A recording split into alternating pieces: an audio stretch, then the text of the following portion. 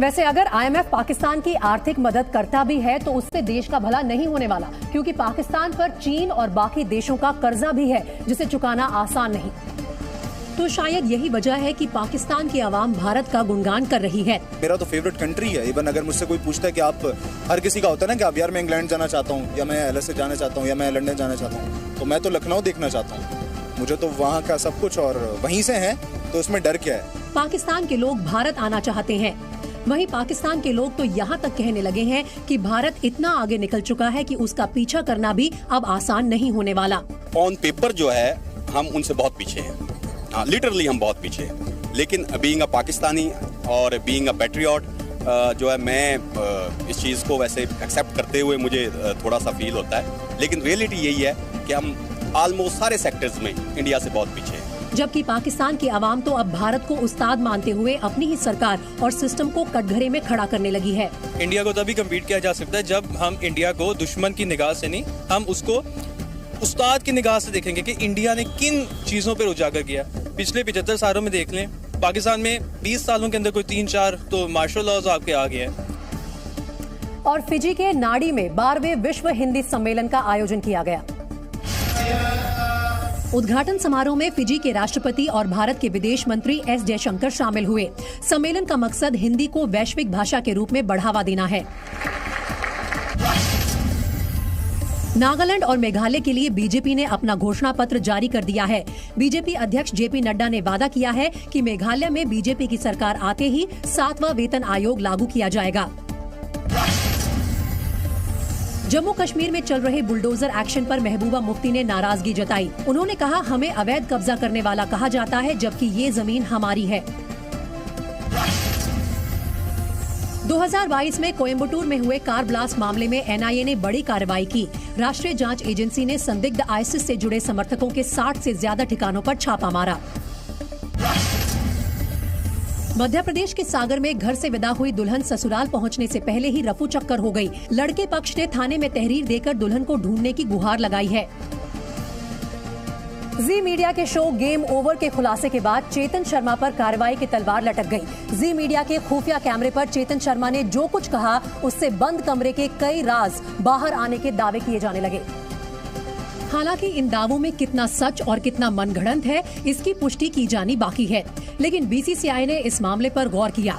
चूंकि राष्ट्रीय चयनकर्ता अग्रीमेंट से जुड़े होते हैं और उन्हें मीडिया या बाहर के लोगों से बात करने की इजाजत नहीं होती, इसलिए उन पर कार्रवाई का रास्ता खुल गया। बताया गया कि बीसीसीआई ने उनके आरोपों पर चेतन शर्मा से बात की और इस मामले में मुख्य चयनकर्ता से जवाब मांगा। चेतन शर्मा से हुई इस बातचीत के बाद उन पर एक्शन का रास्ता साफ हो गया। बताया गया कि चेतन शर्मा की कुर्सी जाना लगभग तय है। इस बीच इस मामले में सियासी बयानबाजी भी शुरू हो गई। बीसीसीआई ने तुरंत उनकी जांच करनी चाहिए और तब तक उनको बाजू में बिठाना चाहिए। वो सिलेक्शन कमेटी के प्रमुख होने के नाते ये ऐसा बोल नहीं सकते और अब वो सिलेक्शन कमेटी के प्रमुख रह नहीं सकते। बीसीसीआई ने हाल ही में चेतन शर्मा को दूसरी बार चयन समिति का अध्यक्ष बनाया था। इससे पहले ऑस्ट्रेलिया में खेले गए T20 वर्ल्ड कप में टीम इंडिया के लचर प्रदर्शन के बाद उन्हें पद से हटा दिया गया था। और इस तरह चेतन शर्मा दूसरी बार विवादों की वजह से मुश्किल में फंस गए। भारतीय क्रिकेट टीम को लेकर जी न्यूज के खुफिया कैमरे पर मुख्य चयनकर्ता चेतन शर्मा ने जिस तरह के खुलासे किए, उसके बाद उनकी मुश्किलें बढ़ गई और इस बात का एहसास चेतन शर्मा को भी था। यही वजह रही कि जैसे ही जी न्यूज पर उनकी कई बातें दिखाई जाने लगी, टीम और क्रिकेट को लेकर उनके खुलासे पर नए सिरे से उनका रुख जानने के लिए जी न्यूज की टीम मेहरौली पहुंच गई। दिल्ली के मेहरौली में इसी अपार्टमेंट की दूसरी मंजिल पर चेतन शर्मा रहते हैं। उनके फ्लैट पर पहुंचने के बाद जी न्यूज ने घर की घंटी बार बार बजाई।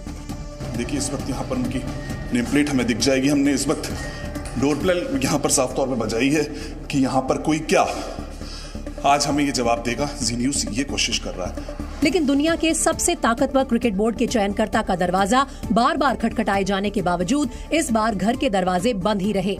जी न्यूज की कोशिश थी कि जो चीज उस खेल को पूजने वाले करोड़ों लोगों को जो पूजते हैं जिस खेल को, उसकी कुछ चीजें नहीं पता चल पाती हैं लेकिन वो असल में होती हैं, वो हमने अपने दर्शकों तक पहुंचाई, उन क्रिकेट प्रेमियों तक पहुंचाई कि आप इन चीजों को भी जानिए कि आखिर वो पर्दे के पीछे की कुछ चीजें हैं जो आपसे छूट जाती हैं। उसको जी न्यूज आप तक पहुंचा भी रहा है। उसके बाद उन लोगों से सवाल कर रहा है लेकिन कोई भी जवाब देने के लिए राजी नहीं है। बताया गया कि जब जी न्यूज की टीम चेतन शर्मा के घर पहुंची तो वो घर के अंदर ही थे। दिल्ली में बीसीसीआई के मुख्य चयनकर्ता के दरवाजे बंद रहे तो हमारी दूसरी टीम मुंबई में बीसीसीआई के दूसरे अधिकारी के घर पहुंच गए। मकसद एक ही था, उनके ही मुख्य चयनकर्ता के खुलासे पर बीसीसीआई का रुख जानना और ये जानना कि जी न्यूज के खुफिया कैमरे पर जो खुलासे किए गए उससे भारतीय क्रिकेट के कर्ता धर्ता कितने सहमत हैं तो क्यों और सहमत नहीं हैं तो क्यों। यही जानने के लिए जी न्यूज की टीम बीसीसीआई के ट्रेजरर आशीष शेलार से मिलने में कामयाब रही, लेकिन चेतन शर्मा के हवाले से जी न्यूज पर हुए खुलासे पर आशीष शेलार एक ही जवाब दोहराते रहे। इसके ऊपर अधिकृत बीसीसीआई प्रतिक्रिया देगी, आप उसके बारे में वेट करें। दिल्ली से मुंबई तक बीसीसीआई के अधिकारियों ने भले ही चुप्पी साध ली, लेकिन चेतन शर्मा ने जी न्यूज के खुफिया कैमरे पर जिस तरह के दावे किए उसके बाद बीसीसीआई के पूर्व अधिकारियों का सब्र जवाब दे गया। और इस मुद्दे पर पहली प्रतिक्रिया बीसीसीआई के पूर्व उपाध्यक्ष टीसी मैथ्यू की आई, जिन्होंने चेतन शर्मा को फौरन उनके पद से हटाने की मांग कर डाली। And the BCCI should take the call to remove Chetan Sharma from the chairman of selectors. Matthew ने रोहित शर्मा और विराट कोहली के बीच अनबन को लेकर चेतन शर्मा ने जो भी दावे किए उसे खारिज कर दिया और दावा किया कि दोनों अच्छे क्रिकेटर होने के साथ ही अच्छे प्रोफेशनल भी हैं।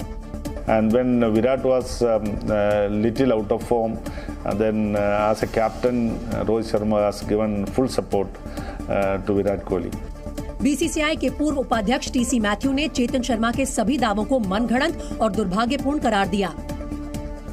अब जाहिर है जी न्यूज के स्टिंग ऑपरेशन से बीसीसीआई में खलबली मच गई और इसका असर क्रिकेट की दुनिया पर भी दिखा, खासकर उन लोगों पर जो दिन रात मेहनत कर भारतीय क्रिकेट का भविष्य तैयार करते हैं और दिन रात क्रिकेट से जुड़े लोगों के संपर्क में रहते हैं। ऐसे लोग चेतन शर्मा के तमाम दावों को झुठलाते दिखे। पेन किलर लेता होगा, पेन किलर तो वो भी जो टीम के डॉक्टर या पर्सनल डॉक्टर प्रिस्क्राइब किया हुआ, पर्सनल डॉक्टर ने प्रिस्क्राइब किया तो टीम के डॉक्टर के पास जाके वेरीफाई करके ये लोग लेता है, तो मैं ये नहीं मानता। असल में जी न्यूज के स्टिंग ऑपरेशन में चेतन शर्मा ने कुछ खिलाड़ियों पर खुद को फिट साबित करने के लिए गलत दवा लेने का आरोप लगाया था। पेन किलर का कुछ इंजेक्शन है, पेन किलर नहीं मिलता, इंजेक्शन लेते हैं, पता नहीं लगता। पेन किलर का तो सब्सक्रिप्शन लेना पड़ेगा ना, एंटी डोपिंग में आ जाएगी। अच्छा, इंजेक्शन का तो सीधा उनको पता है कौन से इंजेक्शन है जो एंटी डोपिंग में नहीं आते। इंजेक्शन लेना खुद से नहीं, जब कुक लेके जा रहे हैं बड़े सुपरस्टार हैं, इनके पास डॉक्टरों की कमी। सही बात, जब कुक लेके जा रहे हैं। चेतन शर्मा ने बंद दरवाजे के पीछे होने वाली बातों के सच होने का दावा कर जो कुछ भी खुफिया कैमरे पर कहा उसे पूर्व क्रिकेटर बीजू जॉर्ज ने गलत करार दिया। यानी भारतीय क्रिकेट कंट्रोल बोर्ड की चयन समिति के प्रमुख चेतन शर्मा के खुलासों पर किसी को यकीन नहीं हो रहा। इन खुलासों ने क्रिकेट के दिग्गजों और खेल प्रेमियों को झकझोर कर रख दिया। तो क्रिकेट में अपना भविष्य देखने वालों की हालत की तो कल्पना ही की जा सकती है। ये काफी डिमोटिवेटिंग चीजें हैं जो भी सामने आई हैं।